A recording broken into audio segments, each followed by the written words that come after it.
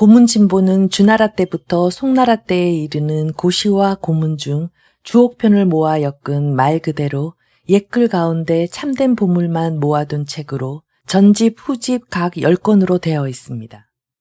전집은 소박하고 고화한 고시를 주로 수록하였고 후집은 산문인 17채의 명문을 실었습니다. 고문진보는 조선시대 문장학의 학습용 도서로서 폭넓게 수용되었는데요. 퇴계 이황은 다음과 같이 말했습니다. 시를 공부하기 위해 보통 600번씩이나 읽으면서 암송하는데 나는 200번을 읽고 암송하게 되었고 그 뒤로 한결 시를 쉽게 지을 수 있었다. 라고 할 정도로 시를 공부하는 데 있어서 교과서 역할을 해온 귀중한 고전입니다. 또한 좋은 문장을 익히기 위해 많은 문인들이 고문진보 후집의 산문들을 읽고 또 읽었습니다.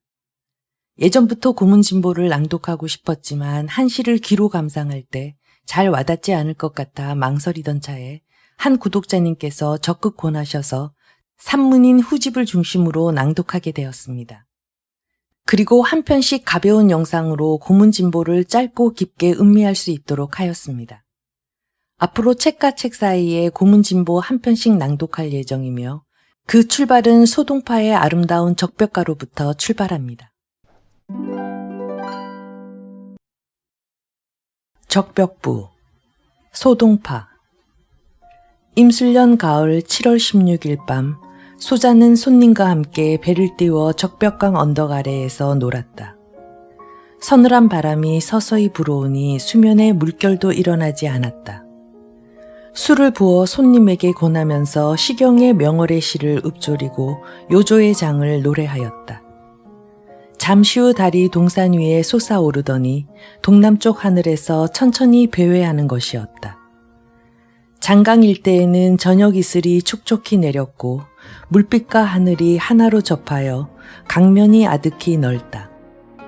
그 가운데를 한 척의 작은 배가 제멋대로 가게 하니 만경이나 되는 넓은 강을 작은 배가 물결을 가르면서 흘러가는데 광대하고 끝이 없어 마치 허공에 의지하고 바람을 타서 무한정 나아가는 것처럼 생각되었다.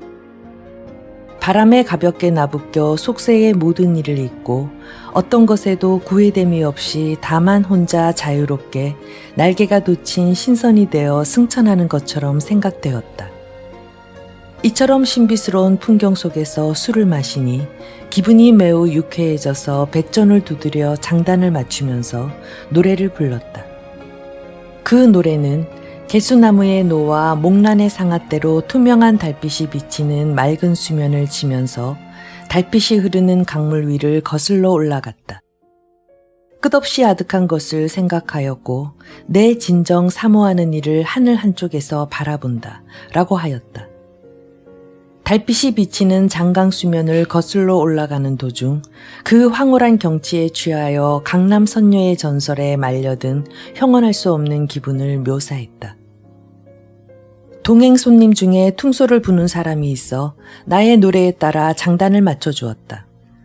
그 소리는 원망하는 듯, 사모하는 듯, 우는 듯, 하소연하는 듯하여 그 여운이 가늘고 길어 실처럼 길면서도 끊어지지 않았다. 그 슬픈 가락은 깊은 골짜기에 숨어있는 교령까지도 감동시켜 춤추게 하고 한 척의 작은 배에 사는 외로운 과부를 눈물 짓게 할 것 같았다. 나 역시 슬픈 표정으로 옷깃을 바로잡은 후 단정히 앉아 손님에게 물었다. 무엇 때문에 그 소리가 그토록 슬프냐? 손님이 대답하였다. 달이 밝으니 별이 드물고 까맣같이는 남쪽으로 날아간다고 한 것은 조맹덕의 시인데 이것은 조맹덕의 위세에 눌려 군웅들의 존재가 희미해지고 유비 같은 사람은 마치 이 시의 까맣같이처럼 남쪽으로 도망한 사실을 읊은 것이다. 이 달밤에 이 시를 생각하면서 힘찬 그의 의기를 엿보는 것이다. 서쪽의 하구를 바라보고 동쪽으로 무창을 바라본즉 그 사이 산천이 서로 얽혀 하나가 되고 초목이 무성하여 검푸른 곳이 있으니 그 근처야말로 조조의 백만대군이 오나라의 주유에게 대패하여 곤욕을 당한 옛 싸움터인 적벽이다. 그 후 조조가 형주의 유종에게 항복을 받고 강릉에서 내려와 강물을 따라 동쪽으로 진군했을 때 많은 배의 선수와 선미가 서로 연접하여 천리에 뻗친 대선단을 이루었으며 크고 작은 기는 하늘을 덮을 듯 바람에 펄럭였다. 그는 배 안에서 술을 마시며 창을 가로 눕혀놓은 채 장강의 물을 내려다보면서 시를 지었다고 한다. 그 호방한 기색이 과연 일세의 영웅이다. 그러나 그런 영웅 호골이 지금은 어디 있느냐.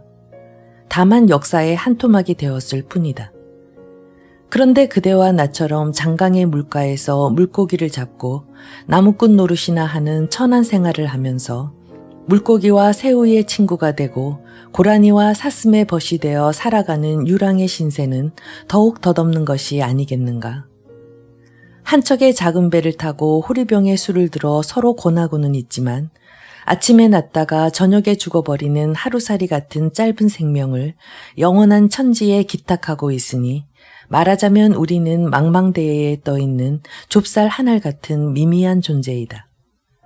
그리하여 우리의 생명이 극히 짧은 동안 존재함을 슬퍼하면서 장강의 물이 끊일 날 없이 영원히 흐르는 것을 부러워하는 것이다.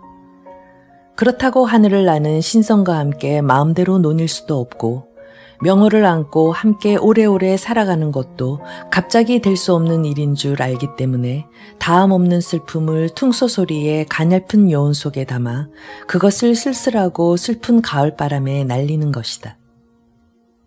나는 말하였다. 그대는 저 물과 달을 아는가? 흐르는 물은 밤낮의 구별이 없이 흘러가지만 지금까지 물이 다 흘러가 버린 적은 없으며 장강은 언제나 변함없이 유유히 흐르고 있다. 또 찼다 이지러졌다 하는 달은 저와 같이 늘 변하지만 달의 본체는 소멸하지도 늘어나지도 않는다. 생각건대 그 변화를 현상의 편에서 보면 천지도 또한 현상이므로 일순간일지라도 원상태대로는 있을 수 없다. 그러나 변하지 않는 측면에서 관찰할 때는 다른 물상도 자기도 다같이 무한한 생명에 근거하여 다함이 없는 것이다. 그러니 우리가 무엇을 부러워할 것인가? 장강의 무궁함을 부러워할 필요는 없다. 우리들 각자 그렇게 생각하면 결코 덧없는 존재가 아니며 상당한 가치를 갖고 있는 것이다. 그뿐 아니라 천지간의 모든 물건에는 각각 주인이 있으니 적어도 자기의 소유가 아니면 한 가락의 터럭도 취해서는 안 되지만 이 장강 위에 서늘한 바람이나 상간의 명월만은 귀가 이 바람을 들으면 기분 좋은 소리로 듣고 눈이 이 달을 보면 아름다운 빛으로 바라보아 이것을 취한데도 누구 하나 시비하는 자 없고 또 아무리 사용해도 없어지는 법이 없다. 그러니 이것이야말로 조물주가 지은 물건이 끊임없이 나오는 창고이다. 그런데 그 무소유, 무진장의 양풍명월, 즉 자연의 미는 나도 그대도 다 함께 좋아하는 것이니 이것들을 마음대로 즐기면서 스스로 위로함이 좋지 않겠는가? 손님은 이 말을 듣고 기뻐 웃으면서 술잔을 씻고 술을 다시 마시니 그러는 동안 안주가 다 없어지고 술잔과 접시가 뒤섞여 흩어졌다. 그러다가 우리들은 술에 취하여 서로를 베개 삼아 잠들어 훤하게 동이 토우는 곳조차 알지 못했다. 감상. 위의 글은 송나라 원풍 5년 가을의 7월 16일 밤 소동파가 밝은 달 아래 적벽강에서 뱃놀이할 때 지은 것이다.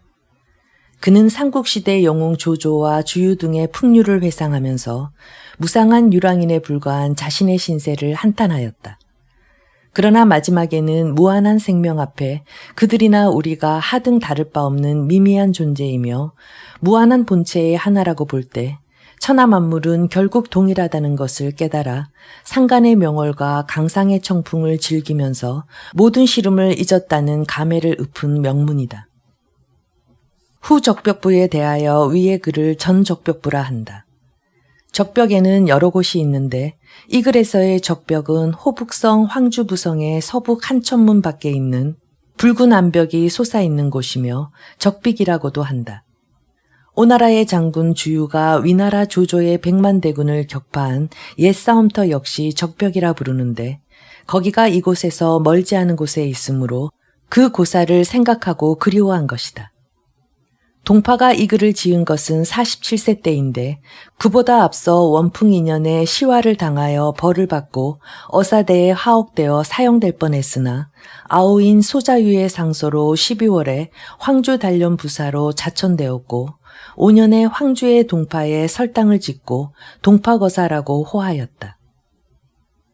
이 글은 낭만적인 인생관이 달밤의 아름다움과 회고의 정감이 엮여내는 서정적인 분위기 속에서 품격 높게 서술되어 있다.